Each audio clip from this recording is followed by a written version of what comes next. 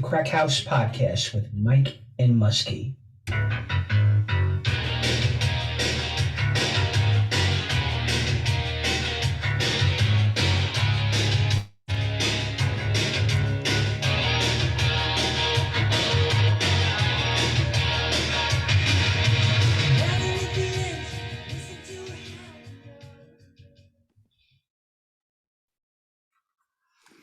All right, everybody, welcome to the Crack House Podcast. My name is Michael Sullivan. Joining me, as always, everything crackheadish. Chris Muscalino. What's up, dude? What's up, Mike, man? How was your week? Nothing, bro. Just flying in the danger zone all week. The danger zone, 80s nostalgia is reigning, bro. I know, man. It's back hard. How was, you saw Maverick? How was it? Saw it, man. You know, I saw a lot of stuff this week. We had Obi-Wan. We'll get into that in a couple of minutes. Maverick, phenomenal. I watched Stranger Things, which we'll get into in a couple of minutes as well. And it's good, man. Makes you feel young again. The movie was phenomenal. Before we get into the movie and my review of it and, my take on it, let me ask you a question, Mike. Going back to our youth, do you like the 80s more or do you like the 90s more? I think the 80s kind of had like more fun stuff because we were just younger, dumb kids. Right. But then, I enjoyed the 90s too. The 90s, you felt like you had a job, you had money, and you could actually like really enjoy yourself, like as like a semi-adult, Yeah. Like you could go, in the 90s, basically you're hanging out with your friends, you're in bars, usually bars, clubs, you're doing real like adult hanging out. The 80s, man, running around Astoria Park or wherever, hanging out on Steinway Street, whatever you were doing, it's kind of like kid stuff. And then like the 90s was more like your adult, you're coming into your adult life, Yeah, no, I agree. So for me, it's the 80s, I think. I had a good time in the 90s, but, I always go back to The Wrestler with Mickey Rourke and where he talks about like Cobain and we've touched on it, the alt rock, grunge scene just killing the good vibes of the 80s. I had a great time in college in the 90s. Like you said, you became a cop in the early 90s. I became a broker in the mid 90s. I had some money, you're doing adult things. But for whatever reason, man, I felt like the music was better in the 80s. I felt like the vibes were better, even though we couldn't do stuff. I just felt like I get what I've heard what people say when they compare the 80s to the 90s. And someone always, I've heard this from a few different people. It's like, you got to remember too, in the 80s, everyone doing all this shit was probably on cocaine. Yeah. There was Cocaine's just like a hell of a drug, Mike. Yeah. There was just like this, like, who gives a shit kind of attitude, No, I agree with you, man. I mean, listen, we didn't partake. I mean, whether we were too young or it just wasn't our thing, at least, But going back to Maverick, anyways, fantastic movie. I think it touched on all the things. I said it to you off air, and I think, a lot of people may agree with me in the sense that it might be one of the better sequels that I've seen in my lifetime. I mean, I don't know if it's too early, but, it's right up there with Godfather 2 for me. It's right up there for like, and maybe I'm going out on a leg, as far as like sequels. You really think it's, yeah. Can you hear me? Yeah, now I can. Okay. Yeah, I was just having a little mic issue. You think it's as good as Godfather 2? I don't know if I want to go there yet, but it's good, man. It's really good. I mean, for a sequel. Dude, that's a big statement, man. It is. And I'm sure people rip it apart. They'll come after me for it. But I thought it was up there, man. I really did. I think it's definitely up there with Empire. Empire Strikes Back. And I'll take it back. I don't know if it's in the Godfather 2 category. That's a Best Picture movie. Well, like you just said, like we're talking about like 80s nostalgia. Does this movie pull at every 80s heartstring? Absolutely. Throughout the movie? Absolutely. Yeah. And it times in very well in the sense it brings in Val Kilmer. You hit that part. You get the scene with Jennifer Connelly, the flight instructor's daughter, that who you never see in the movie, the first movie. She's in it. She's very good. There's the whole thing with Kelly McGillis, as far as not being asked back in the movie or being approached, whether it was sex appeal or whatever it was with her. She was non-existent. You had the stuff with Goose, which was great. The stuff is kind of like exploring the relationship between Goose and Goose's kid and Maverick. The songs were fantastic. The music, I'm a music guy, as everybody knows, and the soundtrack was phenomenal. If you're an '80s buff, '80s, connoisseur, it definitely pulls on the heartstrings. Jon Hamm I thought was fantastic. I mean, they had other people that weren't around in the '80s, like Hamm's our age, right? He was phenomenal. One of my big takeaways, Mike, was watching it with my wife and granted he's a multi-billionaire or whatever, but I got much respect for Tom Cruise. It's like he's in fantastic shape. He's on point. He's got that character that, everybody fell in love with back in the '80s, whether it was The Color of Money, whether it was any of those cocky roles that he played. For a 60-year-old guy, he nailed it. Absolutely nailed it. And, there were a couple cliches. There were a couple pieces where, pulled at your heartstrings. It definitely did. It was a very well-acted movie. I'll retract my statement. I don't think it's in the same vein as Godfather 2, just for the sense that Godfather 2 is an all-time great. It's a best picture award. Yeah, you can't. Yeah, that's a. I don't think I'll go there, but I'll tell you what, it's up there with Empire. All right, I'll give you that. I mean, from it's gotten like the reviews are off the charts with the movie.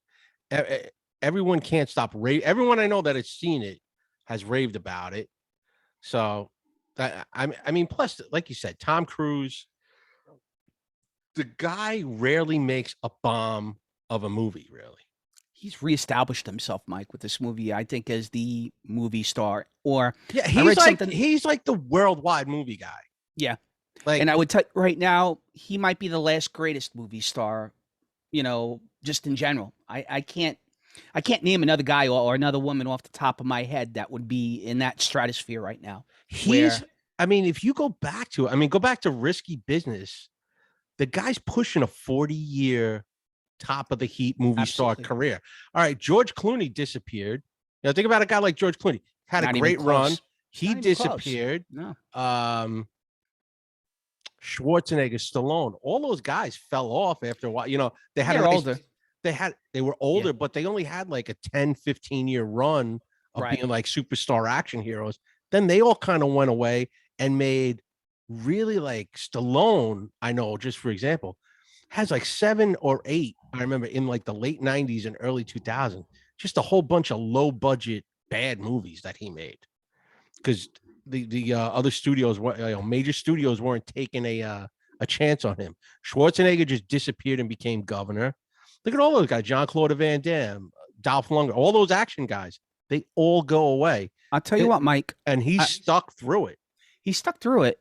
I also say to you that, he went through a down period too. I think when he started to jump on the couch and, I think when his Scientology stuff came out, which it still comes out, I think it kind of dampened his career a little bit. I'm not trying to slag any religion or belief system, but, I think there was an element, back in 06, 07 when he was jumping on the couch and stuff. And I think people looked at him a little side-eyed, and I think he's fixed it.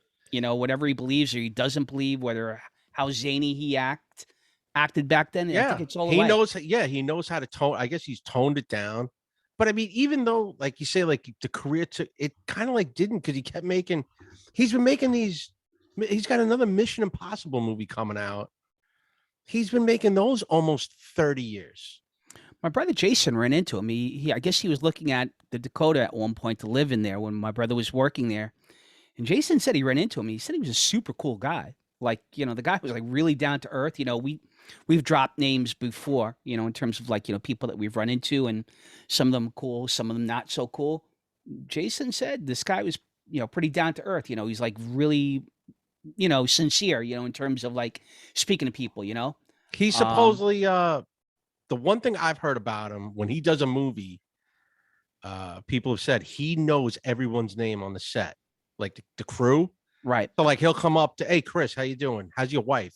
How's your kids doing? He's supposedly one of those kind of like idiot savants that knows like that can remember everyone's name and little stories about them and things like that. Well, I did a deep dive on him. And I did the deep dive on Scientology, which I goof on. You know, I've goofed on Twitter, but I'll tell you one thing that kind of impressed me with it. And I think going back to like how this movie was made was that one of the premises of Scientology is everybody goes through trauma as a child. And basically what it does is whatever this trauma might be, you know, it affects you in the sense that your brain isn't clear. You know, you can't focus. And I guess what they do is they go through a process where they audit it, you know, and figure out what the hell happened to you as a kid that jammed you up. They clear it up and it allows you to be super focused in terms of whatever it is that you're doing in life. With Cruz, he had dyslexia. He had all sorts of stuff that went on with his family.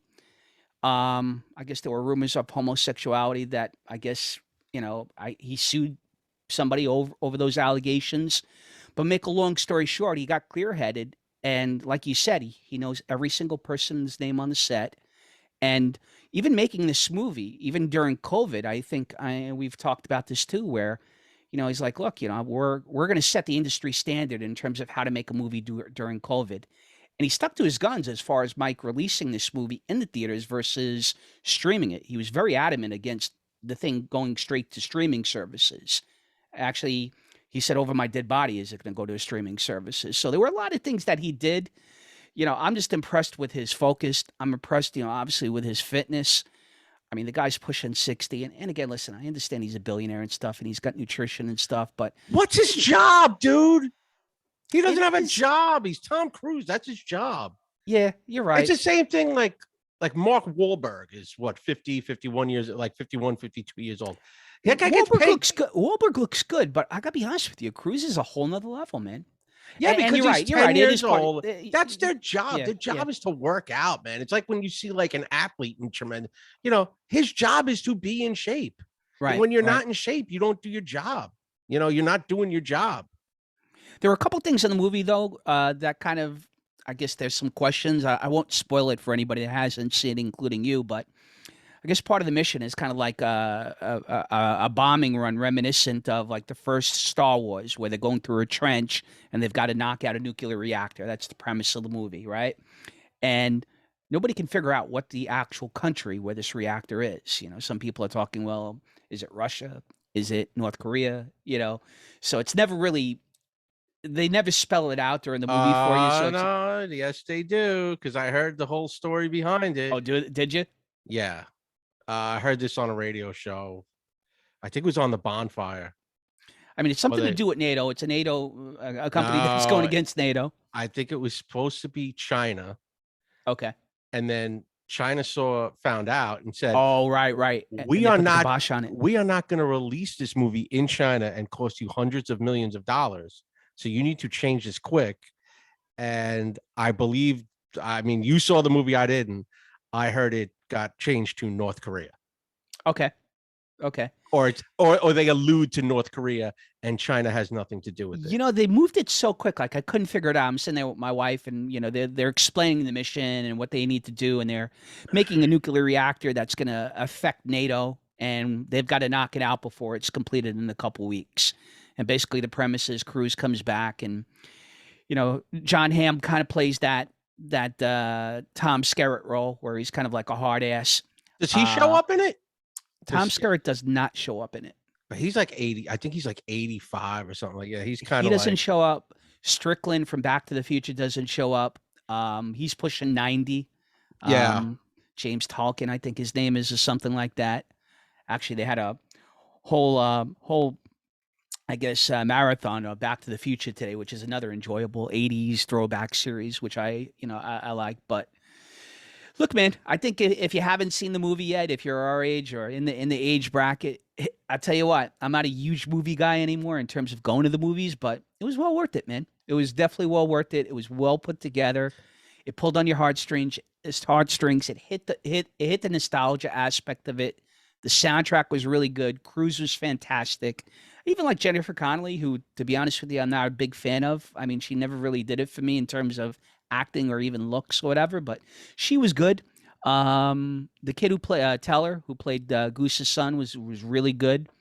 The other kid who plays the snot-nosed kid who gave the African American woman a hard time in the movie about the African American ladies who I guess worked for NASA back in the '60s. I have no idea. I forgot the name of the movie. It's a really good movie. No, I know the movie. It's Hidden with, Figures with Kevin Costner. Isn't that Hidden Figures or something? I think Something it's called, about. Yeah, they helped design, like they did all the mathematical equations Yes. for like the yeah. So one of the racist guys, who worked for NASA back in the '60s, he plays a big role. He kind of plays the Maverick role in this movie. Snotty, arrogant guy. He just reeks of type A personality. He was really good in it.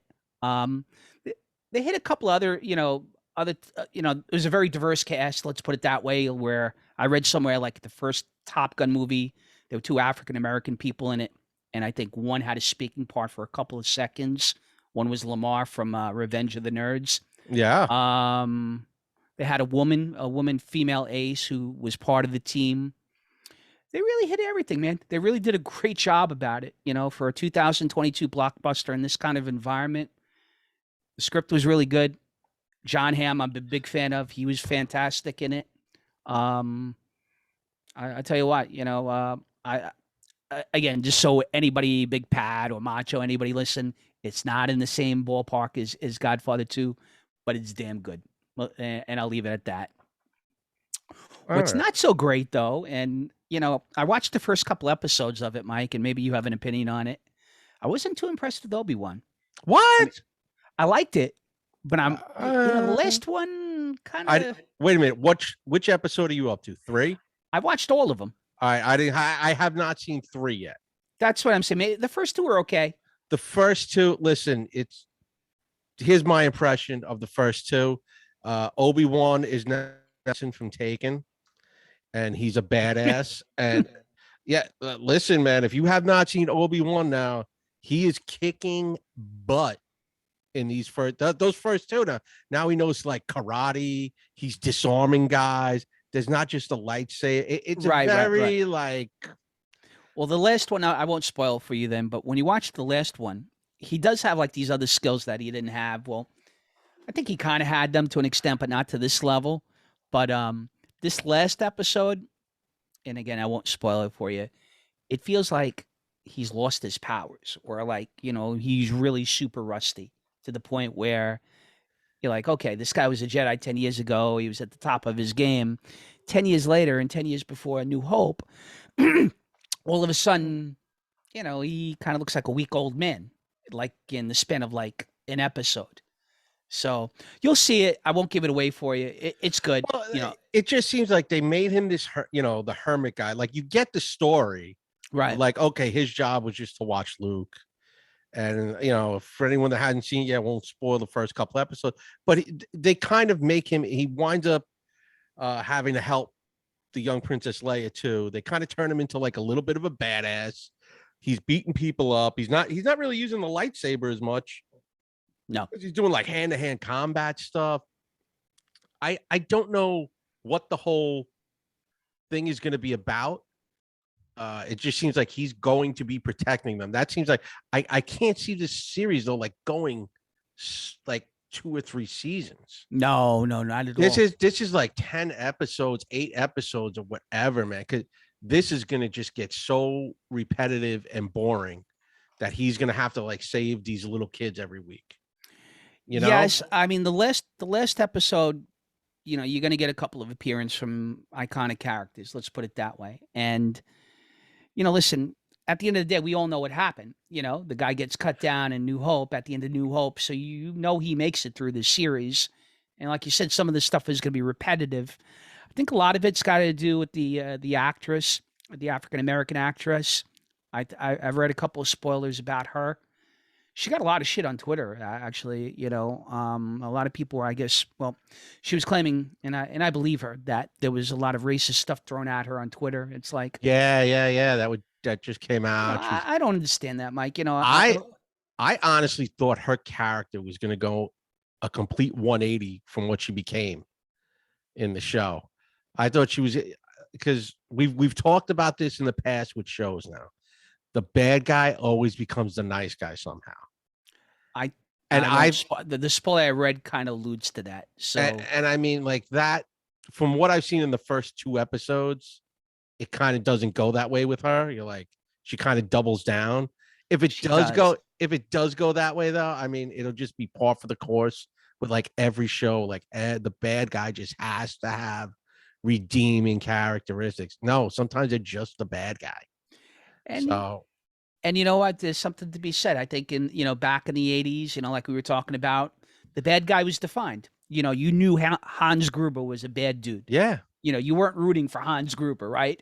There was no redeeming him at the end. The guy with the blonde hair, right?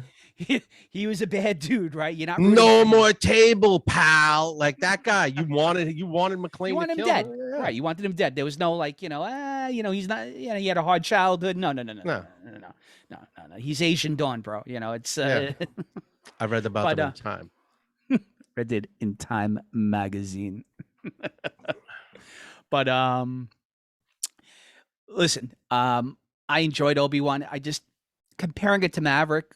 I was a little disappointed with the last episode. When you see it, maybe we'll talk about it next week.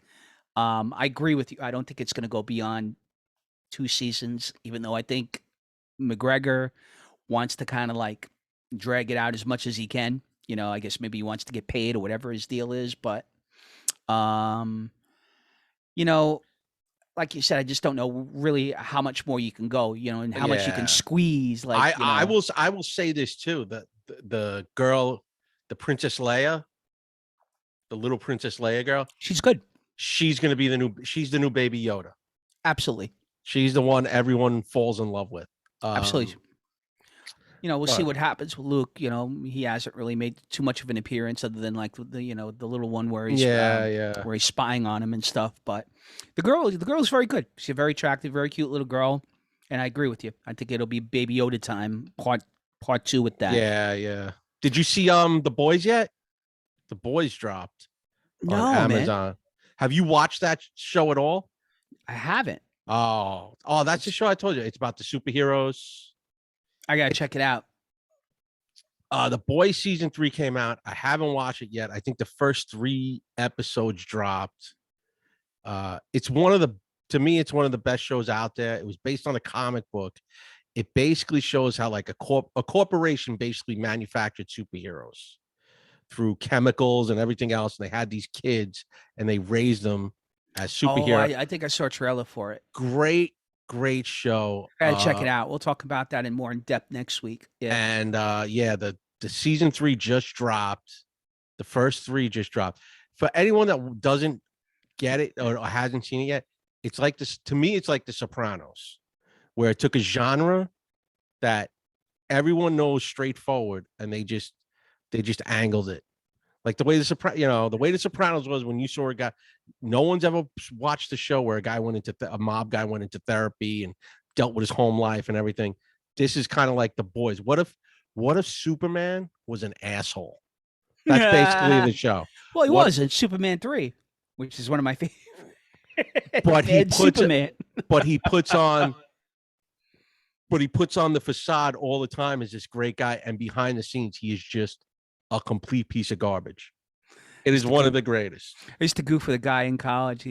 Actually, the guy who passed away last week. We used to always goof around together, and we used to laugh at Bad Superman in Superman 3 with Richard Pryor, where Superman's drunk in the bar, Superman's hitting on Lois Lane, and making rude comments. What's up, Kent? And whatever, tough guy, Kent. Whenever we felt like being bad to like ex-girlfriends, especially me, who jilted me, I would always reference Bad Superman from Superman 3. But what's up, Kent? What's up, Kent? Right. We definitely have to check. I definitely have to check out The Boys. What I did see, I saw the first episode of the Sex Pistols thing on Hulu. Oh, it came out already? Which is okay, but like you said last week, interestingly enough, Johnny Rotten hates it. He's like, it's a piece of crap. He goes, there's no truth to it, which leads me to believe that it's probably going to be decent.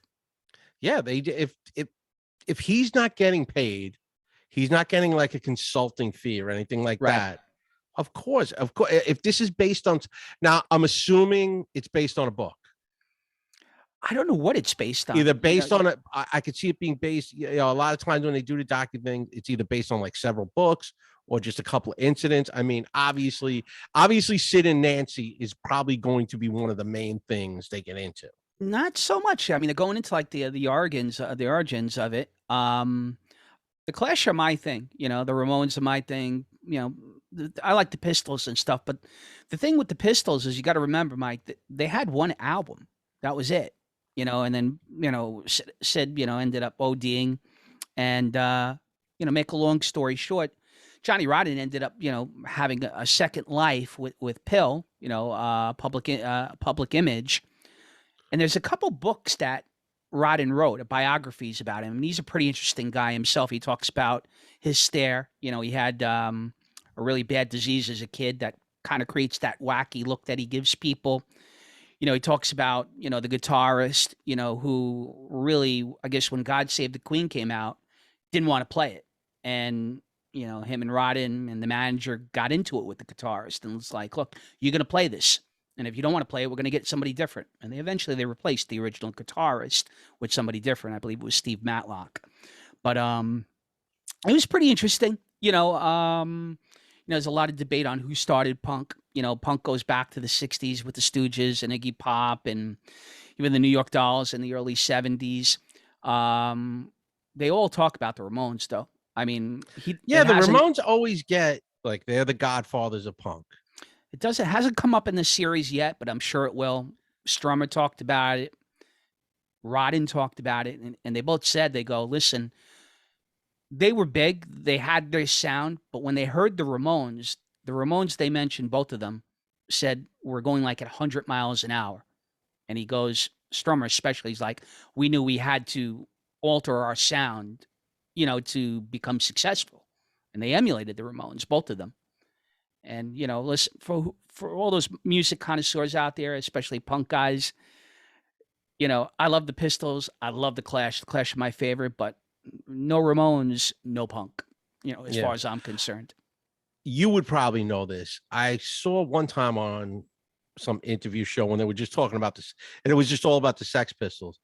Supposedly, Sid Vicious was a horrible guitar player. Sucked. He couldn't play. And a lot of them couldn't play. A lot of times they would just shut off his amp. A lot of them couldn't play, Mike. You know, even the Clash, as much as I loved them, you know, Mick Jones, he was the musician of the group. You know, he was really good. Topper Heading, the drummer, was really, really good. But Strummer kind of taught himself. You know, he was more of a vocalist and a lyricist. The guy, you know, the bassist, Paul Simonon, sucked. They basically had to teach him how to play bass. You know, you're absolutely right. But Sid in the Pistols, the guy could barely put a couple chords together, you know, and they kind of carried him. And a lot of these guys were there for shock value. Like, you know, if you looked at Simonon from the Clash and Sid from the Pistols, these guys epitomized punk, Mike. You know, like if you... Yeah, their dress, their attitude. You know, their dress, the way they look, the whole stage, appeal, whatever you want to call it. Yeah. I mean, it was like when I watched that, we talked about that CBG movie. Right. Like, a lot of these guys sucked, but they just did wacky shit on stage. I mean, here's a guy, I mean, you know who Gigi Allen is, correct? Right? Sure, yeah. I don't think that guy was some kind of musical genius. No, not at all. He just took a dump on stage every time he performed. Right. That was his whole thing, man. You listen. I mean, I watched that documentary. I'm sure you saw it too. There was the Gigi Allen documentary. I think it was on Showtime, and they played a lot of his whatever video they had of him playing. They had, and I mean, he wasn't that great. He wasn't this, you know, poet. You nailed it. You absolutely nailed it, Mike. But he took a dump on stage. There's a drummer. I think it's his brother. I think his brother was the drummer. His brother still makes money off his brother, but he sells like drumsticks that he shoves in his ass and then autographs them and sends it out to like people that are still fans. Yeah, I'm not into that kind of stuff, to say the least. But I'm just saying, I mean, the guy had just had like that much of talent, but he also did like that much of Shock wacky value. No, you're right. shock You're right. value. And Even Ozzy to an extent, Ozzy was great talent, and listen, he's a legendary figure in music, but you know, I think he went to a whole nother level in the 80s, going back to when we were kids, and it's like, oh wow, Ozzy bit a bat's head off. And all of a sudden people were talking about that for like months on end. Not to take anything away from Ozzy, but I think like his career, for doing wacky shit on stage, took it to a whole nother level. And even like, but I think I think Ozzy had a lot more talent. oh yeah, And he was in the right place at the no, right he's no, time. yeah, He absolutely, had a big career with Sabbath before any of yeah, that. absolutely. And then like obviously did a shitload of drugs in the 80s and went off the reservation. The antics in the 80s, and even that series that he did, with his wife and the family, listen, it amps it up a little bit. But going back to those guys, Gigi Allen, Siminem, Sid Vicious, a lot of his, those guys weren't super talented guys when it came to music. I did check out another series. I think you've watched a little bit more in depth than I did. I just picked it up maybe about a week or two. I'm probably about almost 2 seasons through. Stranger Things, which I've always seen it on Netflix. I never really picked it up, and I went to a party last weekend, and a lot of people were talking about it. My kids watch it; they know about it. It's good, man. I mean, they got the kid Gaten Mazzaro with the I guess he's got the disease, where he's got the kid with curly hair. Yeah. Yeah. He's good. A lot of them are no-name actors other than Winona Ryder, who we were talking about off air. But I enjoyed it, Mike. It's got a lot of throwbacks to the Goonies and the 80s movies and the Stephen King movies and it's stuff. exactly like what we were just talking about at the top of the show, man. It goes right to the heartstrings. It goes right into like 80s stuff. And the one kid I think drives a Camaro on it, and the feathered hair and jean jackets. It hooked people in. It had that great. I love the theme song to it. It had a great 80s vibe. It to me, it gave off a whole Stephen King vibe when you Absolutely. And he's chimed in on Twitter actually, and he's talked about it. He's a follower, I guess, a fan of it. And what's up, doggy, Michael Sullivan doggy. And so I mean, like, it had that whole thing, and like you said, it wrapped it in with that. You bring up Cobra Kai, Maverick, all these things now, man. Like all this 80s nostalgia. It's like, we got money now, so you can spend money on stuff you remember as a kid. I think season 4, there's the new thing now with season 4 is they're talking about there was a Kate Bush song now, which is like the today, hit. Man. It's like the hit of season 4 right now. They said that the song's on the charts running up the hill or something to that effect. I played it today at a charity that I did, and you're right. It's a decent song. I don't really remember it too much, but it's big. I haven't heard it yet. I just haven't had time to like go online and listen and see if I remember it. It's okay. But it's okay. It's a catchy song. I mean, if I played it for you, you probably wouldn't remember it. I didn't remember it. Well, Kate Bush was like an indie princess kind of in the 80s, early 80s, mid 80s. Right. She never, I think she had like maybe 1 or 2 hits on the charts. Nothing, spectacular. I think you had to be like, emo girl or goth guy to really like kind of like be into Kate. Well, emo girl. Emo kind of like she was emo before emo, basically. And just bringing it like 360, Mike, as far as like what we started off at the top of the show, like, listen, Stranger Things, Maverick, Obi-Wan. Obi-Wan's more of like, you can kind of go bounce back between the 70s and the 80s. But I just wonder if you're going to get like that thrust of stuff that brings you back to the 90s, as far as like, there seems to be like a huge amount of stuff, whether it's Cobra Kai, Obi-Wan, The Mandalorian. Well, The Mandalorian, not so much, but Maverick, that kind of stuff. To me, like the 90s is broken down to like two actual decades in one. You've got the early part, the first 5 years from 90, which to 94. The Rangers are doing very well. So like 1994 strikes in my mind as like a cutting point, Okay. Especially like in New York City. You had the Knicks and the Rangers every night, the bar scene going on. You kind of had the tail end of like that first wave of grunge with Nirvana, with the passing of Cobain. You had Pearl Jam. And then towards the latter part of the decade, obviously you were in the Clinton years, deep in the Clinton years at that point, and you had, I guess, a punk pop revival. Bands like Blink 182, Yeah, but Sublime. you, You know, yeah, but like you're kind of answering your own question in a sense, because like a lot of those like Blink 182 to Sublime, they're all back on tour. Those guys do tours constantly, like they'll put like 5 of those 90s bands together and just go out and hit it, you know? yeah. And they'll I play guess like a what I'm place like asking, Mike, Jones is Beach or what? do you see like a mass influx of TV shows and movies and TV Yeah, series why aimed at the not? '90s? Like we are right now at the '80s. I, listen, as people get older, they want to, we want to clamor for our youth and our past.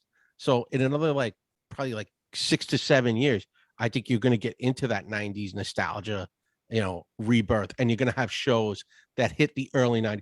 I could see another like Saved by the Bell kind of thing going on, a show like Right, that from right, like right, the, right. the early 90s. I some TV shows from the 90s getting rebooted or whatever and being brought back, or movies or songs or whatever. It always happens.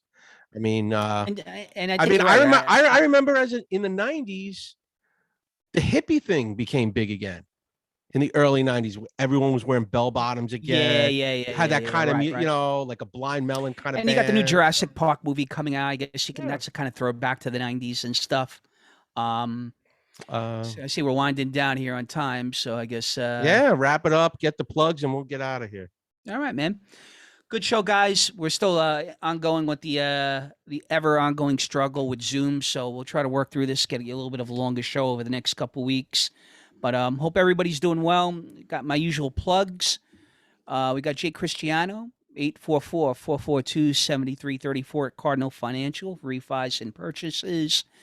Mike Power down in Wilmington, North Carolina, Celtic Monkey. Mike, let's go Rangers. Tommy Devitt's Place, 5-Star Shopping by Tommy, 917-559-8264. Got me, www.djchrisclash.com. I'm like double booked in June right now and going into July. I did a very good event for the cops and the veterans, for charity, Heroes for Heroes. A local Smithtown West girl put it together. So thank you, Gianna Cangro. And got your usuals. Got Eugene's Place up in Rye, New York, Piazza Pizza. And Mike, take it away before we get wrapped up here. All right. Just for me, Jack at I Can Paint, Pat Dixon at the New York City Crime Report, and Notorious NYC on the Locals channel, www.locals.com. As for me, Broadway Comedy Club, June 12th, 16th, 27th, 9 p.m. and 11 p.m. shows. Go to BroadwayComedyClub.com for tickets. And that's about it. I did a show there last week. Had a great time. And also shout out to the Village Idiot, Andrew and Isaac, who had me on Wednesday. Great time, great show. Go check those guys out on Instagram at the Village Idiot. And with that, we will see you when we see you. Later. Peace, everyone. Danger Zone.